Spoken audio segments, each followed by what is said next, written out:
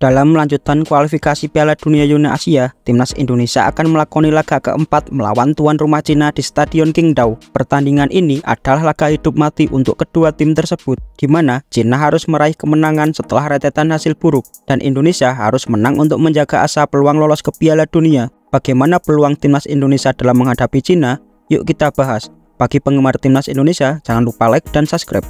Timnas Indonesia saat ini berada di posisi kelima klasemen kualifikasi Piala Dunia Zona Asia. Seharusnya Indonesia berada di peringkat kedua, namun kemenangan timnas Indonesia yang sudah di depan mata direnggut oleh wasit. Kekecewaan tentu ada di setiap pemain timnas yang sudah berjuang mati-matian di lapangan, namun dicurangi wasit. Namun timnas Indonesia harus bangkit dari keterpurukan untuk menatap laga selanjutnya melawan Cina. Melawan Cina, Indonesia diprediksi akan memburu kemenangan. Selain itu, di laga ini timnas Indonesia diunggulkan mesti bermain di kandang lawan. Jelang laga melawan Cina, terdapat dua pemain timnas Indonesia yang mengalami cedera ringan, yaitu Shandy Walsh dan Jordi Amat. Jordi mengalami cedera saat pertandingan melawan Bahrain, sehingga di babak kedua pemain tersebut digantikan oleh Rizky Ridho. Sementara Shandy Walsh mendapat cedera saat latihan di hari Sabtu. Keduanya masih diragukan untuk menjadi starting line up untuk laga melawan Cina. Dalam pertandingan ini, Indonesia tidak akan banyak merubah formasi pemain. Kemungkinan besar starting line up akan sama seperti Indonesia saat melawan Bahrain. STY juga kemungkinan besar akan tetap menggunakan formasi 3-4-3. Penjaga gawang masih akan tetap dipercayakan ke Martin Paes. Paes sudah sembuh dari cedera ringan yang dialaminya. Sementara untuk 3 back, STY tetap akan mengandalkan Mesilger, Zaid Jazz, dan Rizky Ridho. Rizky Ridho akan menggantikan Jordi Amat yang kemungkinan absen karena cedera. Untuk posisi wingback, Calvin Verdong akan tetap dipercaya menjaga sisi pertahanan timnas Indonesia. Sementara Shandy Walsh akan berada di sisi sebelahnya. Namun jika Shandy Walsh mengalami cedera, maka besar kemungkinan akan diisi oleh Asnawi Mangku Alam. Untuk posisi tengah, sang Profesor Tom Hai akan diandalkan untuk mengatur permainan dan dibantu oleh Ivar Zener. Di posisi depan, Rafael Struijk tetap akan menjadi andalan timnas Indonesia. Terlebih, rasa percaya diri Struijk sedang meningkat pasca mencetak gol saat melawan Bahrain. Di winger kiri, Ragnar Oratmangun masih akan menjadi andalan Sinteyong. Sementara winger kanan besar kemungkinan akan menjadi laga debut Eliano sebagai starting line up. Sementara itu, Cina sedang dalam tren buruk. Cina di 3 laga awal kualifikasi Piala Dunia harus mengalami 3 kekalahan.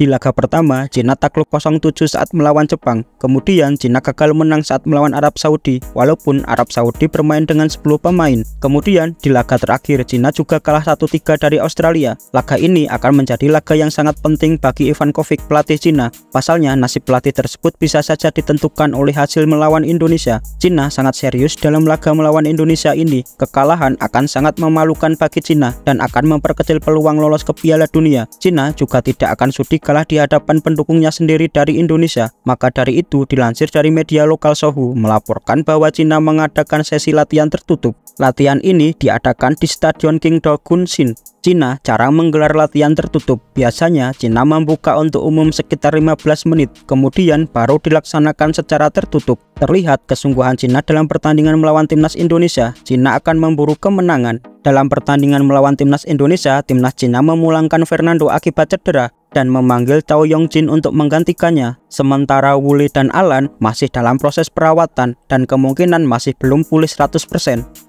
Pertemuan Indonesia melawan Cina tidak begitu bagus bagi Indonesia. Dilansir dari 11versus11.com, timnas Indonesia telah bertanding melawan Cina sebanyak 17 kali, di mana Indonesia menang 2 kali, imbang 2 kali, dan mengalami kekalahan sebanyak 11 kali. Dari 3 laga terakhir timnas Indonesia meraih 1 hasil imbang dan 2 kekalahan. Hasil imbang diraih ketika Indonesia menjamu Cina di GBK dalam lanjutan kualifikasi Piala Asia yang berakhir dengan skor 1-1. Di Piala Asia 2004 yang berlangsung di Cina, Indonesia kalah telak 5-0 dan gagal lolos ke babak selanjutnya. Pertemuan terakhir, Indonesia kalah 1-0 di ajang kualifikasi Piala Asia. Dari pertemuan tersebut, tentu Cina lebih superior dibandingkan dengan timnas Indonesia. Namun, pada pertemuan nanti, timnas Indonesia berada di atas angin untuk bisa mengalahkan Cina yang dalam tren buruk. Indonesia di putaran ketiga kualifikasi Piala Dunia ini bermain sebanyak 3 kali dan belum pernah mengalami kekalahan.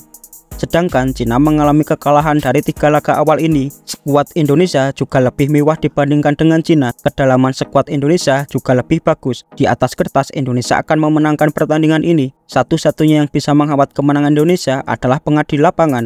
Wasit untuk pertandingan besok adalah Omar Al-Ali yang berasal dari Timur Tengah lagi, yaitu dari Uni Emirat Arab. Omar memimpin laga Australia melawan Bahrain. Saat itu Omar memberi kartu merah kepada Keswini Yangi. Tentu kita berharap Omar bisa berlaku objektif di pertandingan ini.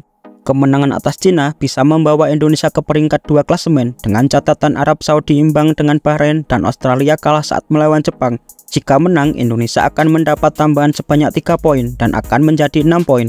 Kemenangan akan memperlebar peluang Indonesia menuju ke Piala Dunia. Selain itu, kemenangan juga akan membuat peringkat FIFA naik dan akan bertambah 15,31 poin. Hasil imbang akan mendapatkan 2,81 poin dan kekalahan akan dikurangi sebanyak 9,68 poin. Jika menang, Indonesia akan masuk ke 120 besar peringkat FIFA. Meski rekor pertemuan dengan Cina tidak memihak Indonesia, namun pada pertandingan nanti Indonesia memiliki peluang besar untuk melawan Cina. Pertandingan ini mungkin akan berakhir dengan selisih 2 gol untuk kemenangan Indonesia. Kita juga berharap wasit adil dalam pertandingan ini. Mari kita doakan Indonesia menang dan lolos ke Piala Dunia.